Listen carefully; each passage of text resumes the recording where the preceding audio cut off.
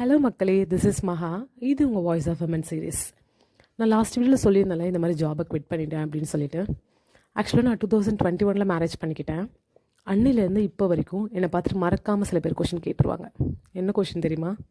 குழந்தை இல்லையா, good news எப்போ சொல்ல போகிறீங்க அப்படின்னு. ஃபஸ்ட்டெலாம் நான் இக்னோர் பண்ணிட்டேன், அது யோசிச்சு கூட பார்த்ததில்ல. பட் போக போக போக டிப்ரெஷன் ஸ்டேஜுக்கு கொண்டு போச்சு. நிறைய hospital visits, medicines, injection, surgeries, அப்படி இப்படின்னுப்பா.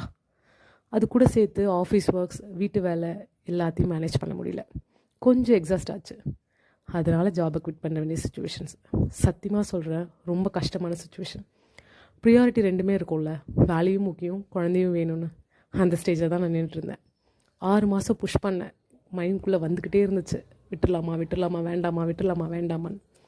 பட் ஒரு ஸ்டேஜுக்கு மேலே சரி ஓகே ட்ரை பண்ணி பார்ப்போம் வீட்டிலேருந்து அப்படின்னு. இந்த மாதிரி சுச்சுவேஷன் நீங்களும் ஹேண்டில் பண்ணியிருக்கீங்கன்னா மறக்காமல் கமெண்ட் பண்ணுங்கள்.